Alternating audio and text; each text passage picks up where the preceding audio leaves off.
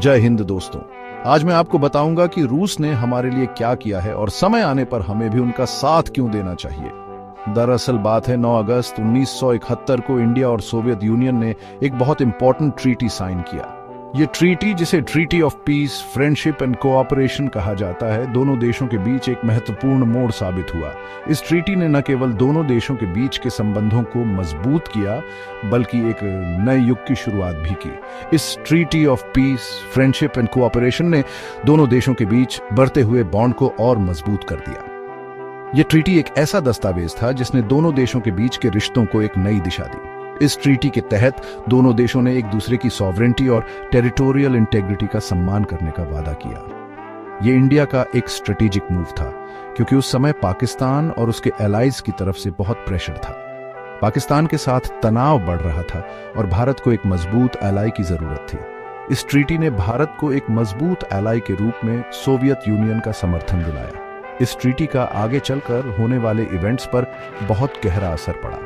यह ट्रीटी एक ऐसा कदम था जिसने आने वाले समय में भारत और सोवियत यूनियन के बीच के संबंधों को और भी मजबूत किया, जो आने वाले समय में बहुत महत्वपूर्ण साबित हुआ। यह ट्रीटी ऐसे ही नहीं साइन हुआ था, इसके पीछे एक लंबी कहानी थी। उस समय इंडिया में रेफ्यूजीज का क्राइसिस बहुत बाअचर रहा था। लाखों लोग ईस्ट पाकिस्तान में हो रहे वायलेंस और परसिक्यूशन से भाग रहे थे।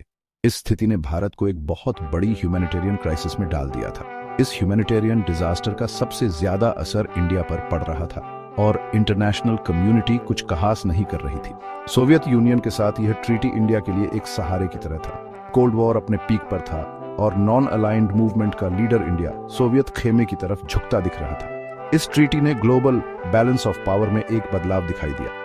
पाकिस्तान के खिलाफ अपनी स्ट्रगल में इंडिया खुद को अलग थलग महसूस कर रहा था, इसीलिए यह जरूरी कदम था। 1971 का ट्रीटी सिर्फ कागजों पर दस्तखत नहीं था, यह एकजुटता का प्रतीक था। यह ट्रीटी एक ऐसा दस्तावेज था जिसने दोनों देशों के बीच के रिश्तों को एक नई दिशा दी। यह एकजुटता का प्रतीक था।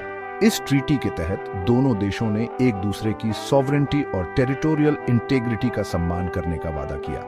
मुसीबत के समय में यह सपोर्ट का वादा था। इसने 1971 के वॉर में सोवियत यूनियन के क्रूशल रोल की नींव रखी, एक ऐसा रोल जिसने दुनिया को चौंका दिया और इंडियन सबकॉन्टिनेंट की डेस्टिनी को बदल दिया।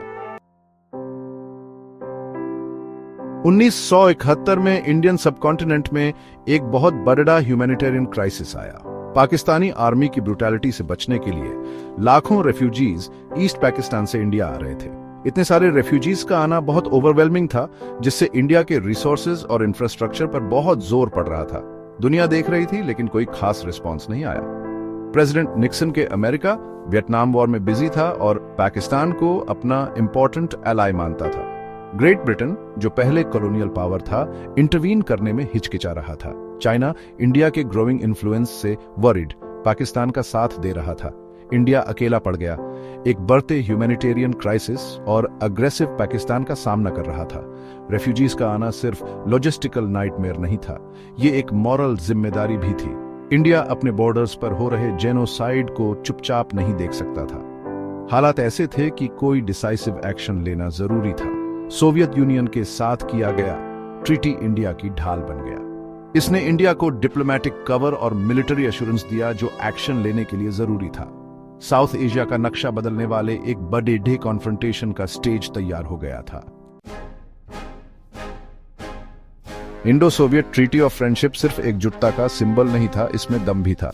यह ट्रीटी एक ऐसा एग्रीमेंट था जिसने दोनों देशों के बीच म्यूचुअल रिस्पेक्ट और ट्रस्ट को और भी मजबूत किया।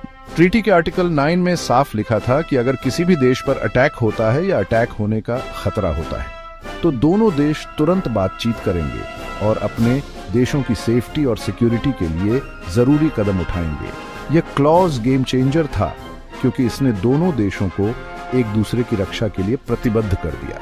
इस क्लॉज ने दोनों देशों के बीच एक मजबूत मिलिट्री अलायंस की नींव रखी।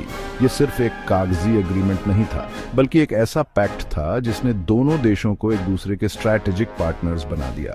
यह अमेरिका और उसके एलाइज के लिए एक क्लियर सिग्नल था कि पाकिस्तान की तरफ से किसी भी इंटरवेंशन का जवाब सोवियत यूनियन की तरफ से मिलेगा। कोल्ड वॉर के समय में यह बहुत सिग्निफिकेंट था, क्योंकि यह एक तरह से पावर बैलेंस को शिफ्ट कर रहा था। इस ट्रीटी ने यूएस और यूके को कॉन्फ्लिक्ट में डायरेक्टली मिलिट्री इन्वॉल्वमेंट से रोका। यह एक डिप्लोमैटिक मास्टर स्ट्रोक था जिसने वेस्टर्न पावर्स को एक क्लियर मैसेज दिया कि साउथ एशिया में सोवियत इन्फ्लुएंस को नजरअंदाज नहीं किया जा सकता। सोवियत यूनियन ने अपने डिप्लोमैटिक पावर का इस्तेमाल इंडिया के इंटरेस्ट्स को प्रोटेक्ट करने के लिए भी किया। यह सिर्फ मिलिट्री सपोर्ट तक सीमित नहीं था, बल्कि डिप्लोमैटिक फ्रंट पर भी सोवियत यूनियन ने इंडिया का पूरा साथ दिया। जब अमेरिका ने यूनाइटेड नेशंस सिक्योरिटी काउंसिल में पाकिस्तान के फेवर में सीज फायर रेजोल्यूशन लाने की कोशिश की, तो सोवियत यूनियन ने अपने वीटो पावर का इस्तेमाल करके इसे ब्लॉक कर दिया। यह एक बहुत ही बोल्ड मूव था जिसने इंटरनेशनल कम्युनिटी को यह दिखा दिया कि सोवियत यूनियन इंडिया के साथ खड़े ढा है।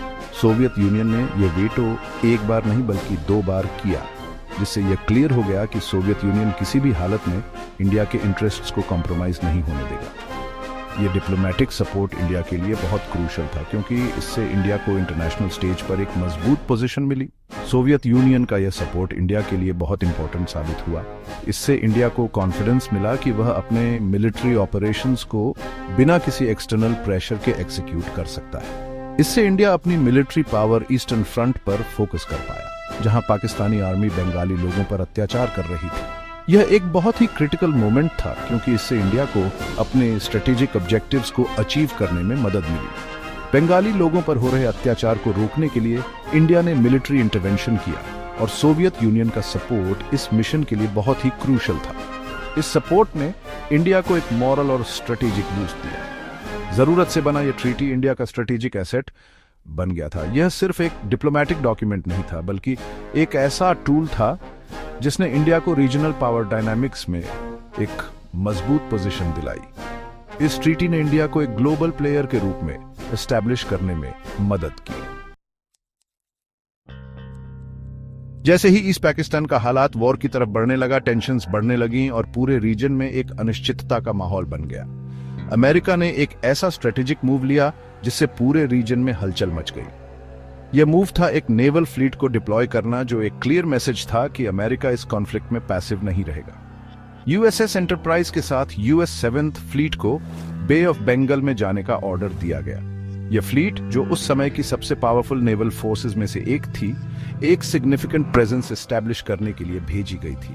यह इंडिया को डराने और पाकिस्तान के फेवर में बैलेंस टिल्ट करने का एक क्लियर शो ऑफ फोर्स था। इस डिप्लॉयमेंट का उद्देश्य था रीजनल डायनामिक्स को शिफ्ट करना और इंडिया को एक स्ट्रॉन्ग वार्निंग देना। लेकिन सोवियत यूनियन पीछे हटने वाला नहीं था। सोवियत लीडरशिप ने तुरंत ही इस अमेरिकन मूव का जवाब देने का फैसला किया। सोवियत ने व्लादिवोस्टॉक से न्यूक्लियर आर्म्ड फ्लोटिला भेजकर अमेरिकन फ्लीट का पीछा करवाया। यह एक बोल्ड और कैलकुलेटेड रिस्पॉन्स था, जो दिखाता था कि सोवियत यूनियन भी इस रीजन में अपनी इन्फ्लुएंस को बनाए रखने के लिए तैयार है। इस अनएक्सपेक्टेड मूव ने यूएस नेवी को सरप्राइज कर दिया। अमेरिकन कमांडर्स को इस बात का अंदाजा नहीं था कि सोवियत इतनी जल्दी और इतनी फोर्सफुली रिस्पॉन्ड करेंगे। न्यूक्लियर टिप्ड मिसाइल से लैस सोवियत के शिप्स एस्केलेशन की पॉसिबिलिटी की याद दिला रहे थे। यह एक स्टार्क रिमाइंडर था कि यह कॉन्फ्लिक्ट सिर्फ रीजनल नहीं, बल्कि ग्लोबल इंप्लीकेशंस भी रखता था। सोवियत फ्लीट की मौजूदगी का यूएस और उसके एलाइज पर बहुत असर पड़ा। यह प्रेजेंस एक क्लियर सिग्नल था कि सोवियत यूनियन इस रीजन में अपने इंटरेस्ट्स को प्रोटेक्ट करने के लिए किसी भी हद तक जा सकता है। ब्रिटिश, जिन्होंने भी अपना कैरियर ग्रुप भेजा था, ने अपने शिप्स वापस बुला लिए। यह डिसीजन एक रिकॉग्निशन था कि एस्केलेटिंग टेंशन्स के बीच डायरेक्ट कॉन्फ्रंटेशन से बचना ही बेहतर था। एक पावरफुल सोवियत नेवल प्रेजेंस के सामने अमेरिका को अपने ऑप्शंस पर फिर से विचार करना पड़ा।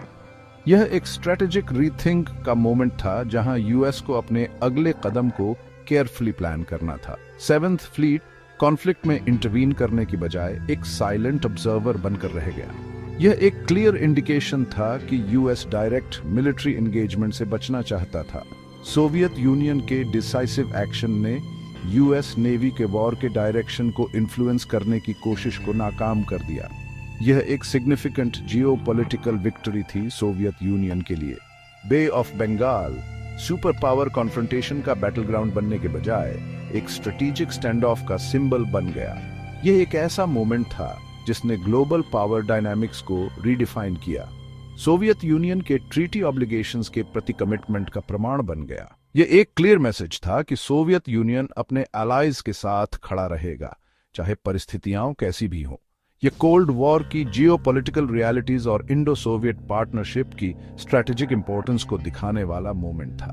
ये एक ऐसा समय था जब अलायंसेस और स्ट्रैटेजिक कमिटमेंट्स ने ग्लोबल पॉलिटिक्स को शेप किया। अब वो समय है कि हमें भी रूस का साथ देना चाहिए यदि उन पर कोई समस्या आती है। बाकी आपकी क्या राय है, कमेंट करके जरूर बताइए। तब तक के लिए जय हिंद।